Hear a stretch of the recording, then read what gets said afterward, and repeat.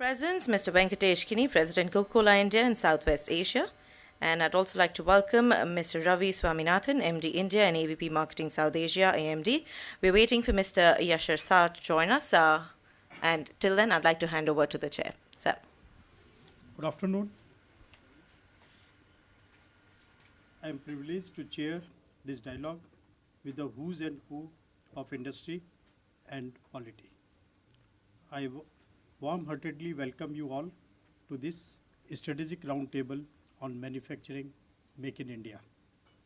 Given today's political, social, and economic factors, we should not fail to acknowledge that this is a unique time in the history of this nation and in the lives of our people. At the onset of 2015, we stand on an unprecedented opportunity to ensure growth and prosperity. In line with this, in September 2014, our Honorable Prime Minister, Mr. Narendra Modi, started the Make in India campaign to facilitate investment, foster innovation, enhance skill development, and build best-in-class manufacturing infrastructure. This campaign across focuses on a total of 25 sectors, including auto, aviation, biotech, mining, ports, roads, renewable energy, etc., etc. We must acknowledge that this is a one-of-its-kind initiative by the Indian government, and we should congratulate the government for the same. However, there is a long way to go to manifest the vision of Make in India. I would like to refer to World Bank's study on ease of doing business in business 2014. In this study, India is ranked 142 out of 189 economies for overall ease of doing business. Also notable are India's ranks on starting a business, dealing with construction permits, and enforcing contracts, which are 158, 184, and 186 out of 189. Against this, Mr. Modi at the recently held Vibrant Gujarat Summit promised to make efforts towards making India the easiest country to do business in. But it should be fairly clear to all of us that there are great obstacles we need to overcome to each of our Prime Minister's vision. With this background, I would like to ask each of the esteemed panel their views on how do they view the Make in India campaign for boosting manufacturing? What are the challenges and urgent tasks we need to focus our energies towards? What are our expectations from the government and also Indian industry? Over to you. You spoke about ease of doing business. That's a very major challenge for India. I think over the years we've built up a very complex, a very controlled economy, which has made it very difficult to do business. So we are in the process of scrapping away a number of rules, processes, procedures, rules, acts. But I think more important than that is to converge, to use technology to leapfrog. And it's very important to converge and integrate departments, converge central government and state governments. And I think one of the key initiatives is the eBiz platform, where we are converging all the different departments with one single payment, which can then get apportioned across the municipalities, states, and the central government. I think a lot of work has been done on this initiative. I'm quite confident that we will move up quite substantially up the ladder. But it's important to understand that we need to improve not for World Bank's sake, we need to improve for India's sake. And every state and every government must chip in a very big way. And more important than anything else is a change in the mindset of politicians, of government officers, of departments that we need to integrate and converge with each other using technology. The second key initiative which has been taken is to open up new areas of growth, new areas of bringing in foreign direct investment. So we've opened up rail to 100% FDI. We opened up construction with very easy rules of entry and exit. We've opened up defense in a very big way. We've deregulated almost 60% of the items which are under the control list of defense, taken them away. You can come in under the automatic route. But we've increased the FDI limit to 49, and on a case-by-case, where modernization and state-of-the-art is concerned, you can go up to 100%. We've opened up 100% for medical devices, and now insurance up to 49%.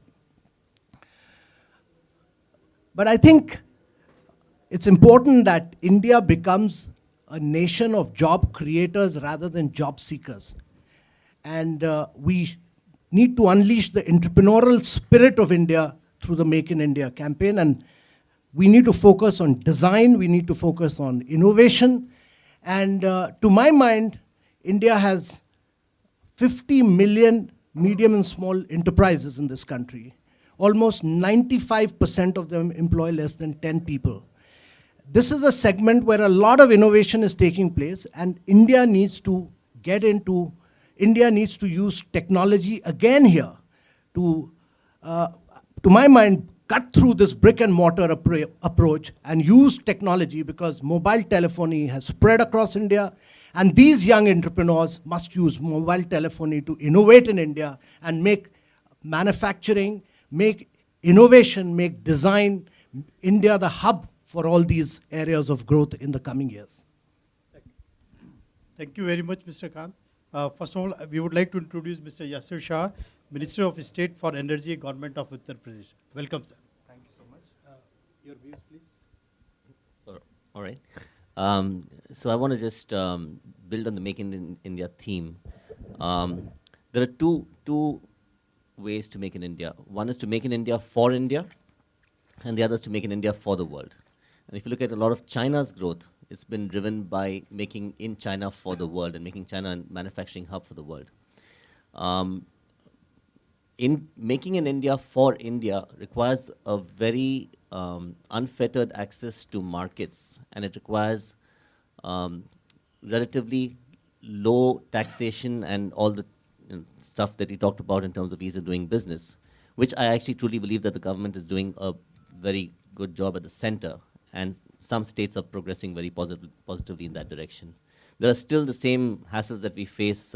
We have 56 plants across the country, and at any one point of time, one of the plants is under some form of, I guess, challenge from local officials who might raise, objections to something or the other. I was giving the example of one of our plants in a state where the pollution control authorities shut it down on very specious grounds, and it took us 2 years to get it started back up again, by which time it had become unviable, and we had to shut the plant down permanently.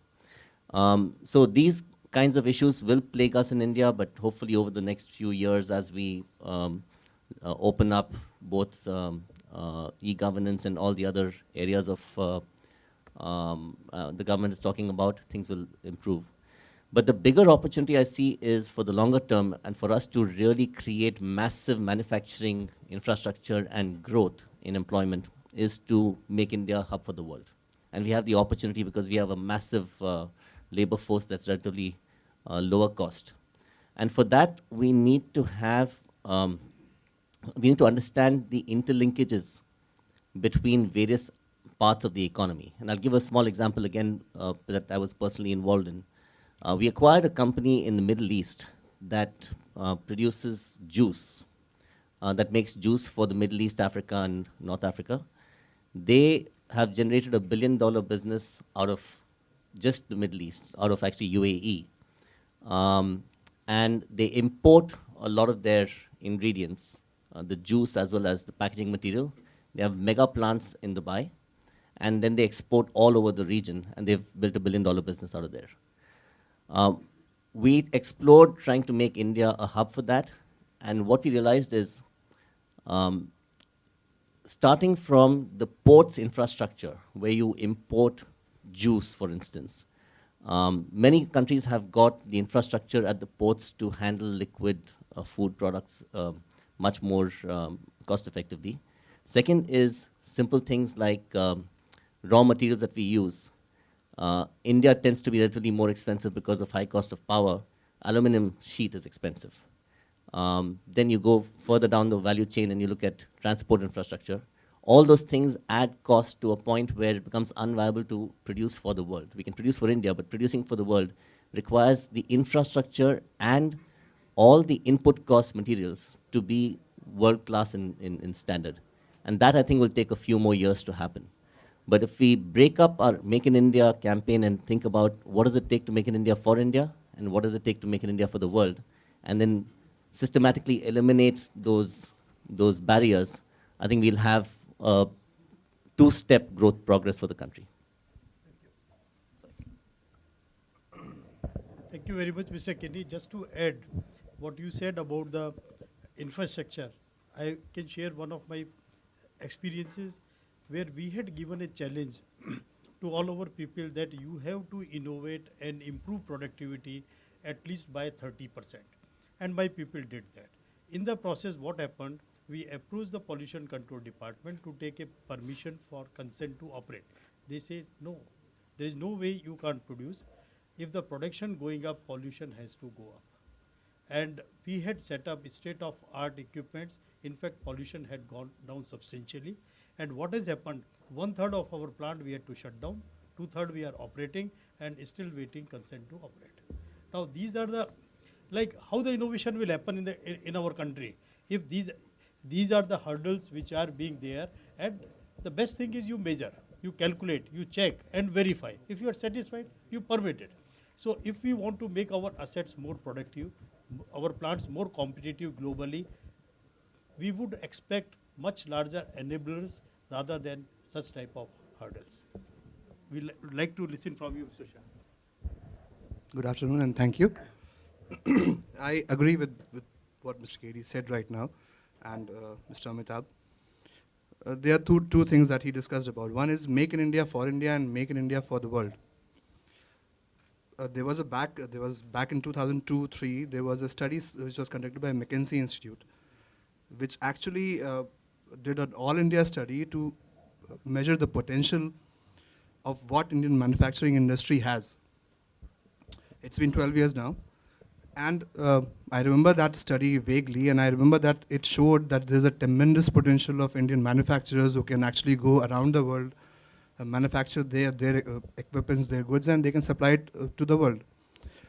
The problem is that that study which was conducted, and unfortunately in India every year such studies are conducted by the governments of the states and the union, and the end result is of course what we have here right now, the problems that you discussed and you discussed. I think India, when we actually gained freedom in 1947, we were at par with China. We were almost at par with China in every aspect. Why I'm saying China? Because China is a living example of how they utilize their resources, their manpower to actually control most of the manufacturing that goes on in the world. Surprisingly, when I visited Saudi Arabia, and what I saw there was that even those religious materials that we have there, even in India, those small statues are there, they're all made in China. They're all stamped made in China somehow. And this has been happening around the world. So why did we lag behind China in all these things? According to me, the coinage is definitely very good, Mr. Amitabh. Excellent. It has given us a new hope, Make in India. But then again, changing the D to K does not make much of a difference till the time we are not able to implement that. And to implement that, we definitely need political will, your will, officers' will, and a lot of other things. I think Make in India or Made in India, India would have been a manufacturing hub if we would have controlled just one thing since the very beginning. And that one thing was quality control. I remember as a kid when we used to buy things from the outside and it was stamped export quality. We were very happy that, okay, we got something which is of export quality and it must definitely be better than most of what we get. So why didn't we make sure that the quality which we are exporting outside this nation should also be provided to the people of this country? For example, Japan. After the World War II, Japan was totally shattered, and most of you know that most of the international relations of Japan were cut off. So what they did was they increased the internal competition so much, they emphasized on the quality so much that the internal competition, they beat every other country in quality around the world. And that is how they actually were able to conquer the world in terms of electronics, in terms of automobiles. So yes, Make in India is a very good concept, but as far as using technology to implement that, I don't think that will be enough. We'll have to change the whole mindset of the people, and of course, like if we come at par with quality controls which are practiced around the world, we will definitely be able to do so. Thank you. Thank you so much. Please, Mr. Grotra. Thanks. Good afternoon, everyone. And it's a kind of a strange seating, so a lot of people seeing me back. I was in the session yesterday as well, where the Prime Minister spoke and the Finance Minister spoke and the Minister of State and so on. The few things, there was a panel in which Ms. Kiran Majumdar-Shaw and some of the other people were present. The key messages which I picked up yesterday, from the industrial standpoint, they talked about speed, they talked about stability, they talked about flexibility. Speed in, if I want to set up a factory, I should be able to get the first product out of the factory within a finite period of time. Stability meaning all that issues relating to tax regime, labor, etc., etc. And the third point, which was picked up, not so great one, that flexibility, in case one needs to shut it down for a reason A, B, or C, then there has to be relative ease to sort of exit the business as well. So that's one theme which I picked up yesterday. The other theme which you picked up, Mr. Kant, as well, and which was there yesterday too, was that how much of our administration we can get online. And you talked about mobile telephony being one of the enablers, and this is where I sort of start to bridge to what I do in Nokia. When we look at the telecom business specifically, which is said to be and actually will be the enabler of a lot of e-governance type of topics, the manufacturing, if there was one area in which the manufacturing was to be promoted in India, this would be one big one. If I talk about infrastructure, telecom infrastructure, today the government estimation is that today the import bill is about 100 billion, and it goes up to about 400 billion in the next 5 or 6 years. The area which we operate in, which is the telecom equipment, the expectation is that the total buying is 12 billion going up to 18 billion.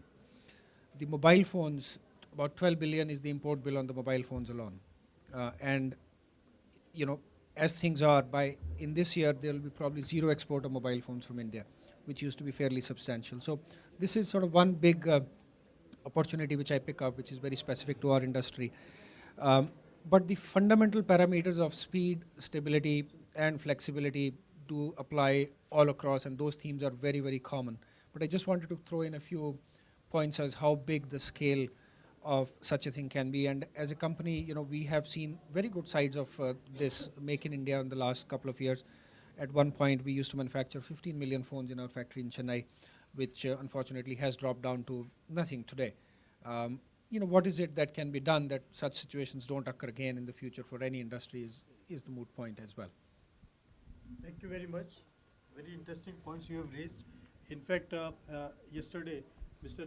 Jetli also raised some such issues, and it was mentioned that I think they will come out with specific things where most of these things, most of the policies will be much longer in duration, so that people, there is a much larger confidence which is generated, and entrepreneurs feel much more comfortable in setting up their businesses, even manufacturing businesses in India. Thank you very much. I would request you to start. Thank you. So I represent the IT hardware industry. In just a couple of factoids. One is that over the next few years, our import of IT hardware is probably going to exceed that of oil. And the way oil prices are crashing is probably going to happen sooner rather than later. So that's one part. The second is, this is one industry which truly operates on what we would call a global supply chain. So there's very little of this make in India for India. If you're in the business, you make for the world, otherwise you don't make at all. So, and that probably is going to happen to a lot more industries as we go forward. So what you do here will have an impact much more strongly across the board. And my sense is, if I look at this whole Make in India, I see three pillars essentially. The first pillar is what we would call hygiene factors. If you don't have them, nobody is going to come. Having them is just not going to be enough. Unfortunately, a lot of the dialogue which we do today is around that hygiene factors. whether you talk about inverted duty structure, or whether you talk about consistency, predictability, or you talk about utilities like land or water, or these are all. So these are basic things. If you don't have them, I think these are table stakes. If you don't have them, forget it.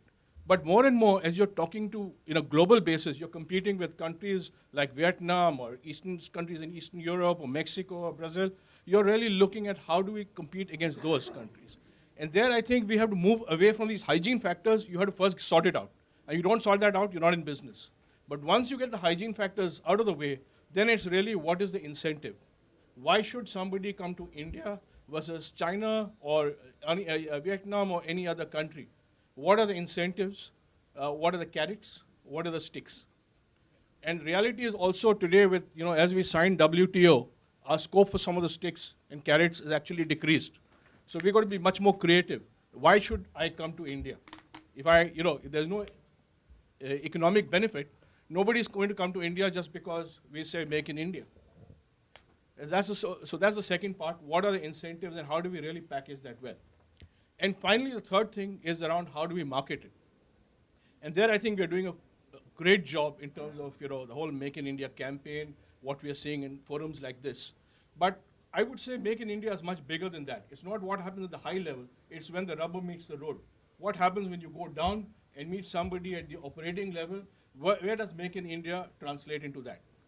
And maybe I share one anecdote, very trivial, but it sort of shows a message, which is that we manufacture microprocessors, and microprocessors in the heart of every electronic product today is really the highest level of technology. You just have a handful of companies who have that. Now, India for us has become a design center over the years, and some of the best work, very good work, at very competitive prices is actually happening out of India. So we had our global CEO coming sometime earlier, and we said, okay, this is a good time, let's try and get them to meet some of the people in industry, in the bureaucracy. So we tried and set up an appointment. So somebody, when we went there, the initial reaction was, okay, how much money are you going to invest? Give me a one-page write-up on why you want to meet. My guy came back to me and said, yeah, aise puchne. So I said, forget about it. मैं one-page write-up नहीं देने वाला. Why should I give a one-page write-up? And I'm being very blunt and direct. And there are other countries who are wooing our CEO. So the point I'm trying to make today is that mindset needs to change. At the highest level of bureaucracy, you've got some outstanding people. But as you go down, when you get into these kind of mindsets, you really have to need a dramatic change. I think Make in India will be a reality the day these people come to us and say, I believe your CEO is coming to India. Can we meet her? And can I give a one-page write-up to you about what it makes sense to in terms of doing development? When that mindset flips, then things will happen. Thank you. Thank you very much. I think you mentioned the right thing, hygiene factors and all. I can share some of the experiences. Number one, I think the industry or entrepreneurs are not looking for incentives. They are looking for enablers. Now we are in the steel business. We want to expand. And we want to expand. For that basic 2-3 things are required. One is the land. Second is water. And we are struggling hard to get either of them. Now look at many other companies who have set up steel plants or who are struggling to set up steel plants in the country. They have already taken more than 10 years with no success. Now I share my experience of visiting China from early 90s till now. China is a country which has added more than 50 million ton capacity year on year to reach today to more than 1 billion, 1100 million ton capacity. And around 1990 or between 80s, India and China capacities were same. And today in India, we produce only 80 million ton, China produces 800 million ton. Now what I saw, that there are very, very large industrial estates with roads, power and land available. Now what the industrialist has to do, he has to go, select a land and start his job of investment there, buying equipments. And not only this, there were a lot of things, lot of support in terms of manpower, no union, nothing, no people for the first 5 years can create any nuisance, the state administration will take care of. Now today in our GDP, manufacturing has a share of just around 15%. We want to take it to 25%. And I can assure, I can guarantee that if we create some of these enablers Indian entrepreneurs have a lot of money. They are ready to invest in India, but otherwise, even yesterday it was discussed, people have options. They have options where you can set up a plant at the at the port. Your infrastructure cost, transportation cost is hardly anything, and you are very competitive. When we talk of steel, today you don't get iron ore in the country, for which people were setting up industries. 100% except some few mines with the SAIL and Tata Steel, coking coal is imported. So these are the two raw materials. If they are not there in India, why somebody should set up? In fact, there was a point of time, we are just waiting for getting this water and land. If we don't get, there are many other locations globally where somebody will think of setting up such plants. So my request to everybody sitting in this room, if we create enablers, that's good enough. And another thing to, as Mr. Swaminathan has said rightly, to attract FDI and all, there is information available, and right information, including the policies, including the data room for a person to invest in country. Otherwise, they take 6 months to 2 years to study the political situation, the policies in the country before investing a single penny. And in the process, they come across many of these our taxation issues or other issues, and some still take some chances to set up, others go back. So my request is, how do we create these enablers to make vision of our Prime Minister a reality? Your views, sir. India must design, India must innovate, India must become a part of the global supply chain. Like all good Indians, there's no point harping on the back on, you had a problem, he's had a problem, he's had a problem. Who doesn't know this? I think this country has a new energy, it has a new vibrancy, it has a new enthusiasm. And all of us must capitalize on this to build a completely new India which will drive manufacturing and enable job creation for young Indians. I think the entire purpose of the discussion today is that how do we build a completely new India? And all of us, all of you, and all of us seem to be just harping on the past. And to my mind, it's very important that we must realize that each one of us has had problems in the past. The issue raised by Mr. Kinney about manufacturing for India, make for India, or make in India, to my mind, is a non-existing issue. Nobody manufactures only for the domestic market. People come in, make for the domestic market. Look at all your auto manufacturers here. Each one of them who came in looking for the domestic market. Hyundai is exporting 48% of its production to 123 countries across the world using India as its base. When I was a young undersecretary, my commerce secretary then, Mr. Abid Hussain, used to say that either export or perish. But many Indians still think that we'd rather perish than export. This is a time when China is becoming highly, it's becoming cost incompetitive. Its wages are increasing, and therefore China is losing its market. It's an opportunity for India to get in a big way for exports, rather than allow countries like Indonesia and Vietnam to get in. To my mind, what is your share of the global market? It's just 1.6%. What are we Indians talking about? With 1.6%, you say you can't seize a share of the global markets?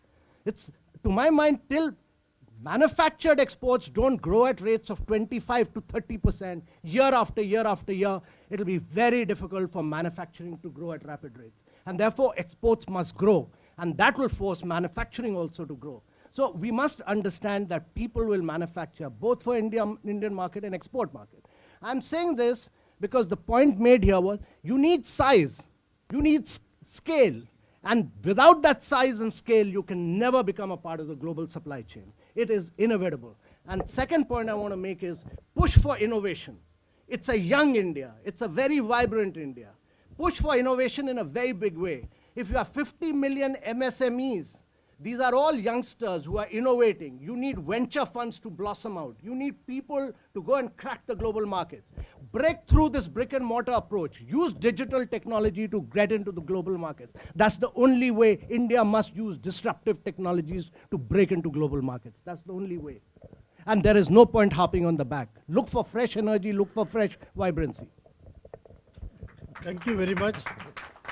Very nicely articulated. Now, I would request, how do we create some further enablers for the country which will help manufacturing to really multiply? And as you have rightly said, when you produce, people have a choice whether to buy Indian product or to import a product and use it. So anything you produce has to be of global quality, which is acceptable everywhere and at a competitive price. And in India, we definitely have certain advantages to be in the country, whether it is cheap labor or other things. So, but whatever other enablers are required, as I mentioned earlier, how do we create that? How do we support the industry? Sir, Mr. Shah, your views. Thank you. See, history teaches us a lot of things. By history, we remember the way we were victorious with things in the past and why we lost in the past. Make in India is a very good concept, of course. We all want the best for Indian economy. We want all the companies of the world to come and manufacture in India. There is no denying the fact. The thing that I would like to say, or the thing that you have already mentioned, what are the enablers for an entrepreneur to come and manufacture in India? Again, like there are two markets, and again I'm emphasizing again on the fact that the world looks at India because India has a 110 billion plus population. It's a huge market for any other country in the world. All the capitalists in the world are actually looking at India, but they're manufacturing outside India.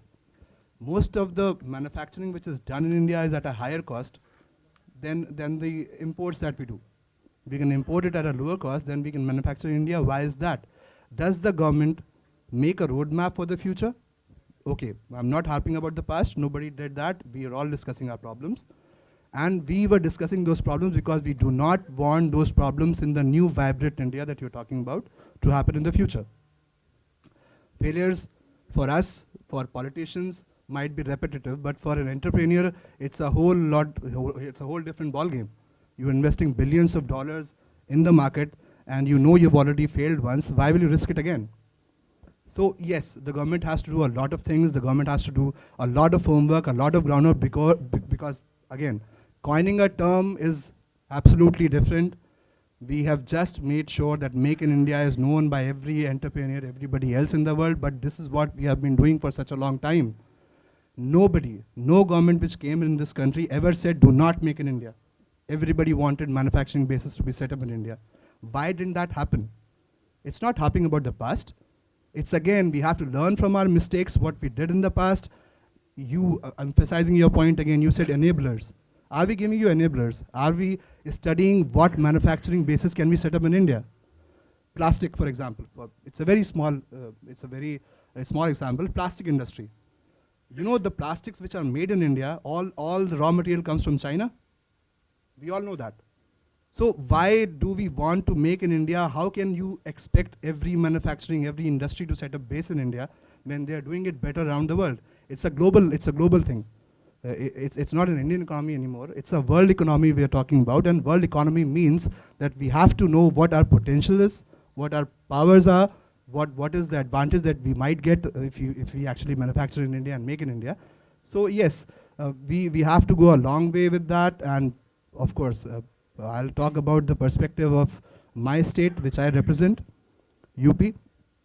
The perception of UP, which has always been there, was that it's not a very, very good manufacturing hub. Of course, but now the perception is changing very fast. We are providing a lot of things to the entrepreneurs who are coming to UP. And of course, Make in India can be successful only if you're talking about the 20% of India's population which is living in UP. Again, coming back to what concerns you have or what he had, what he said, yours was an excellent, it was an eye-opener for all of us. We are ready to provide you with increments. We are ready to provide you with facilities. We are ready to provide you with everything that you need to start your own business out here in India. But I would request you again as an entrepreneur, decide what you want to do in India. The government has to decide what is the best possible solution for you entrepreneurs to enter in India and set up your manufacturing base. Hyundai, Daewoo closed down. You're giving an example of Hyundai. It's exporting to so many countries. Daewoo closed down because that was a problem in their home country. So that should not happen. India as a whole should be an economic powerhouse because of the Indian multinationals, Indian companies, Indian entrepreneurs. We should not expect the foreign companies to come up here, set up a base, and we be happy about Make in India. Indian companies should set up base in India first, manufacture in India, and then go global. That's the only thing I have to say. That's the input I have. Thank you very much. Mr. Kindi, would you like to add? Yeah, I just want to say, you brought up a good point about Hyundai as an example, and a number of other companies and industries are making India a global hub. Pharmaceuticals is one example, and so what we need to do is understand what is it that enabled them to be successful. How is it that they are able to be world, to export all over the world? Hero is an example who's doing from here. And how can we replicate that success across other industries? So that's one thing. In fact, we have examples also of innovations from India that are unique to India because of the nature of the country, whether it be frugal innovation or innovation using waste. There's an example of a company called India Glycols who's found a way to convert waste sugarcane biomass into plastic, and they now export it across the world. They're the world's only suppliers of MEG, bio-MEG for the world. That's an innovation that's originated in India, and now that's worldwide. So your point is very well taken, Mr. Kant, that we have to innovate, but we have to also build on the unique strengths of the country. And the unique strengths of India, the biggest strength we have, apart from the labor pool that we have, is also the size of the domestic market. The size of the domestic market allows local manufacturers to get economies of scale, which can then enable them to compete at global levels. And so we should ensure that we, as I said, make in India for India and make in India for the world. We should ensure that companies that make in India are able to achieve those economies of scale, and through that, whatever it takes for them to be globally cost competitive, enable that so that they can make for the world. And that's when we can step change it. Because making in India for India, there's a lot of companies that are doing it today, but they're barely scratching the potential in the world. That was the point I want to make. Would you like to add something more? Yeah, so I think a couple of points. One is, I believe that this Make in India, all that we're saying is really good at 20,000 feet. Really need to get it to ground level, industry by industry, product group by product group, and really get into, I mean, what you need to do for textiles may be very different from what you need to do for plastics or for IT or something like that. So you cannot have this omnibus, stuff. That otherwise, we'll all land up with motherhood statements ki ye karna chahiye, wo karna chahiye. That's one part of the story where we really need to do. The second part is that people talk about, all the problems which we have, and it's a very good point. Now, I say to you that you look at, say, a country like Taiwan, it's just Taipei and around that, or you look at Tokyo, you don't have to build infrastructure for the whole country, you don't have to have power and water everywhere. You can probably pick up 2, 3, 4 centers of excellence. Really build that into something where, you have a new set of laws, you have a new set of peoples, something like what we talked about, the zones, SEZs, but really more from the point of view of you can get away from the old and start new and, grounds up with different people with a different mindset. And once you start that, you'll have every state clamoring ki mere ko bhi ek chahiye, mere ko bhi ek chahiye. But start with 2 or 3 and start with a few industries and then take it up, rather than getting into something where you're firing bullets across and really nothing hits. So that's, in a sense, the second thing which I would really suggest how we can go forward. Thank you very much. Maybe we'd like to listen once again, Mr. Amitabh Kant, before taking some questions from the audience. So firstly, action to my mind is in states. And India must create a sense of competition among states. And those states which deliver will progress, create jobs. Those which do not will just go bust over a period of time. And to my mind, that competitive spirit of India must be pushed out. I think I stated right in the beginning that one of the key challenges of Make in India is about a mindset change in Indians, because if you had a controlled economy over the last 65 years, scrapping rules, procedures, integrating, using technology to converge is not an easy job. And I'm doing it day in, day out for the last 7 months. I want to make this point, and it's very important, that many of these, in the last 7 months, There's been no wrong economic decision, but there are very strong legacy issues. I mean, there were legacy issues of land acquisition, there were legacy issues of lack of predictability and consistency of policies, particularly tax, etc. All these are being set right step by step by step. And you know, if a patient was in ICU, don't expect it to run at 100-meter race immediately. Allow him to run a marathon and then let him gather momentum. And that's important for Indians to realize this. If you think that if you take a patient and make him run a 100-meter race straight away, it'll stumble. So it's very important that we allow the economy to gain momentum over a period of time. And I think the government has shown its intent and its commitment by even pushing several radical measures through the ordinance route, which normally a government would not. The third point I want to make is that in today's world, the predictability and consistency of policy is very critical. And without that, unless and until we don't establish a bona fide in these matters, it'll be very difficult to get investors on a long haul. So the country as a whole must establish this. Action in states, consistency and predictability of policies. Thirdly, very important to understand the way the world is working. And Indians, manufacturers have to necessarily become a part of the global supply chain.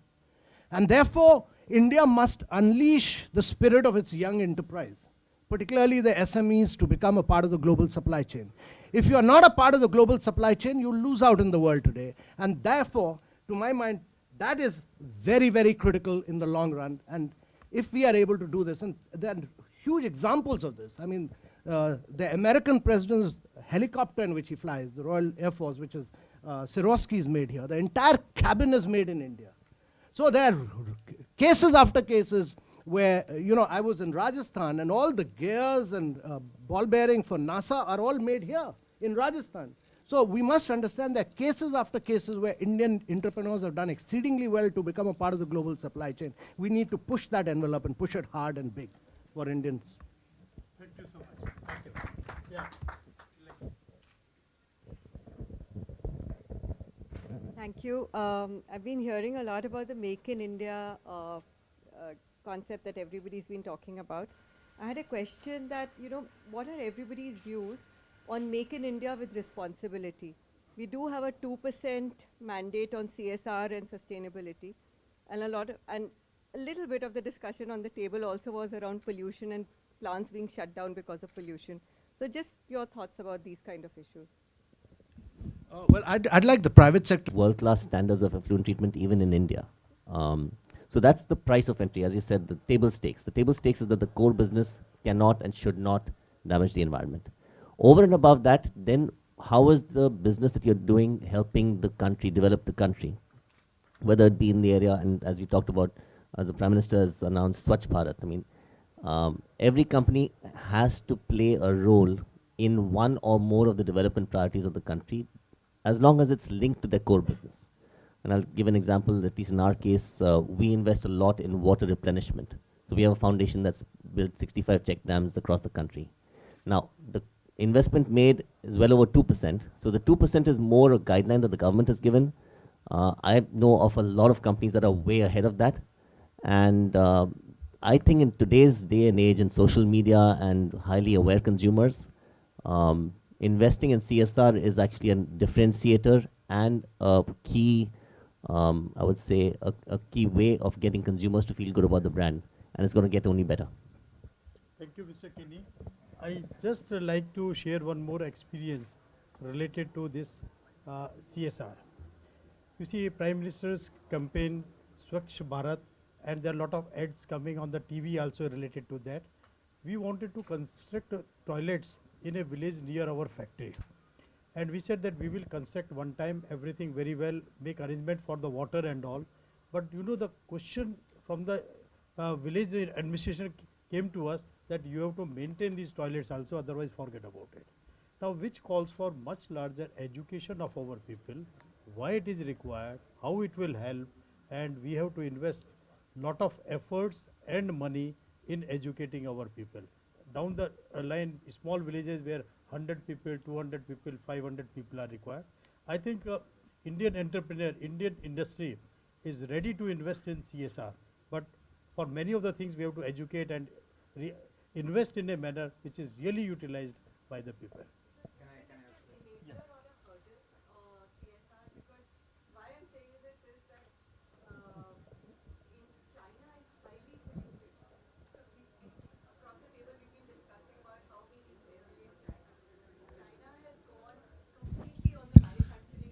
Yeah. No, I think it's a very important point, you know, which is being made here. You know, the latest McKinsey study shows that actually by 2030 you will have 350 million Indians getting into the process of urbanization, and by 2050 700 million Indians getting in, and that's like creating 2.5 Americas. So, actually, India's got a unique opportunity. You know, when America, Europe, China went and urbanized, land, gas, and water were all cheaply available. And these are all scarce commodities today. So you have to make a far more innovative and a far more sustainable world for tomorrow. I mean, Americans could make cities like Atlanta, where 98.5% of the people travel by cars. And its ecological footprint is 12 times more than a similar city of the same size and scale, Barcelona. Barcelona and Atlanta have same population, but 12 times more ecological footprint. So, you know, while urbanization has ended across these countries, and India has just begun. It's just begun. And therefore, India has a unique opportunity to do far more amount of, you know, sustainable urbanization, recycling, reuse of water, public transportation systems. All urbanization must be embedded with public transportation. So these are key lessons which we must learn from China and other parts. Yes, please. I'm Sachin Agrawal, Managing Director of PTC Industries. I would like to agree one thing what Mr. Kant is saying is that about make in India for the world. Well, we have a very unique opportunity, which the timing for Make in India is very right, because about 4 to 5 years ago, Chinese RMB was around 6.5 rupees to an RMB. Today, it's close to 10. There's about a 50% depreciation that has happened in the last 4 years of Indian currency against the Chinese. That itself brings in a lot of competitive advantage to India. And what Mr. Kant was saying, that somehow our manufacturing policy, this Make in India, should somehow be interlinked and be worked in cohesion with our export policy. The EXIM policy needs to come, shouldn't be a separate policy, it should be part of the manufacturing policy that we want. Touching on what the lady said before, what also the Prime Minister said about the zero defect and zero effect, which ties up with Make in India. I think some of the policies that are there, which Mr. Kant was saying about the MSME, there's some good policies are there where R&D is allowed to be 200% deductible, R&D expenses are allowed to be 200% deductible. And again, the accelerated depreciation on having green, like wind energy as well as solar energy on rooftops, these should be made MAT-free. They should not be coming under this the gamut of MAT, and that would allow more investments in zero effect and zero defect kind of manufacturing to take place in India. I would like your opinion on that. Yeah, please. Sir, a lot of forums I've been running after the mobile industry for 14 years. I was the Secretary General when we brought Nokia first time in India. Now, everybody is giving example of China. China is a dictatorship country where even production of children is controlled by the government. Some group of people can produce 1, the other can produce 2 and 3. So never compare yourself with China. My friend gave the example, you have to copy 2 systems. One is the automobile industry and the other is the pharmaceutical industry. Once you copy that, I remember when we put up the first factory of optical fiber cable with Nokia in Baddi, there was a fun factory. Today, there are 40 factories running pharmaceutical companies there. So that's what, and all of us, when we start thinking negative, that this happened in India, this happened, forget about it. You have a Prime Minister who's thinking positive. And my last point is, a company like Nokia, which were making millions of phones, and we, myself and Sunil Mittal, brought it to the 0% spare parts import. And that's how I attended the opening ceremony of the Nokia factory, and it's closed now. Why not government should put a joint secretary who should work with Nokia and the others to solve their problem? They will run the factory tomorrow. Look at Tamil Nadu government. They have done a lot for the industry. This is what is needed in India. All talking negative is of no use according to me. What you have done in mobile services, where the call is cheapest in the world, 50 paisa, nowhere in the world. Why we did it? Because we brought CDMA technology here. We brought the competition and how the things move. That's what is needed. Thank you. Thank you very much. Anybody would like to comment? Thank you, Chairman, sir, for giving me the opportunity. I represent the food industry. I am from Britannia. First of all, I would like to say that it was really overwhelming to hear for the second time someone from the ministry and someone from the officer level speaking about the quality as a enabler to go forward, to steer forward. So, Mr. Shah, thanks for this input. I would just like to emphasize that how there was a discussion on Japan, how they started. In 1946, JUICE got started, the Japan the Society for Engineers. Quality is a thing in which in our industry specific, and I'm sure for all the industry, we can think about the heavy engineering industry, automobiles, and the pharmaceutical. Barring this, if you look into the machinery part of it, everything is coming from, we import it. And I would like to hear maybe a few things that how do you feel to enable the entire Make in India concept of manufacturing sector, not from food, you can take food as one of the major industries, which I feel that India is into, automobile if you take. The quality aspect of it is not just to say that we will enable the quality will form, but there has to be very concerted effort from the government, there has to be from the corporates, and I think many corporates I have been seeing, we are joining up together. Few months back, Dr. Shiraz Hussain, he was speaking, and he was the first person, that's why I say second person were you to listen.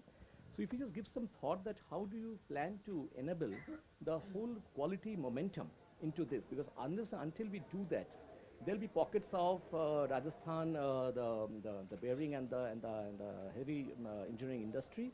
There'll be certain pockets of pharmaceutical who will be most probably exporting, but we won't be able to get to the mainlands of, let's say, the Europe, even the Africa, where they are getting competition now from Australia. In our industry, we are seeing. And the second thing I would like to just put a thought to the round table, sir, and in the logistics sector, where we don't have sufficient scope in the industry, especially for food, where in Australia, per ton transportation. I think you can cost be is brief in your question. Yeah, so this too, if you can please highlight that how the government. Now we are short of time. I'll be very short too. See, this was the best stage because all the entrepreneurs, Nokia, Coke, which I always dreamt of meeting all these people, never had a chance to. Thank you so much for that. This is the best forum to ask you to maintain quality. India as a country has a huge potential. It always had a huge potential. We lost on quality.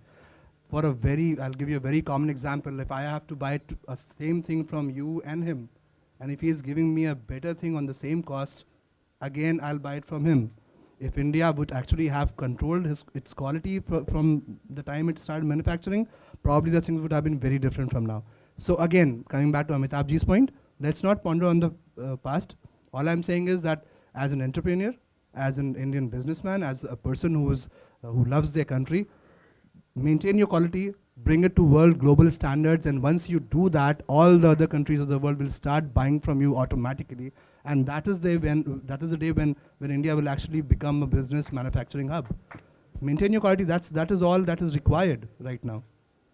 So that's my input on that. What was the second question again? That was on the transportation sector. For example, like in Australia. The logistics, yes. Actually, no. Actually, there's a huge emphasis and focus on transportation. I mean, these whole corridors which have been planned out, the Delhi-Mumbai corridor, it takes about 13 days for goods to reach the ports from the northern part of India to the ports on the western coast part of India.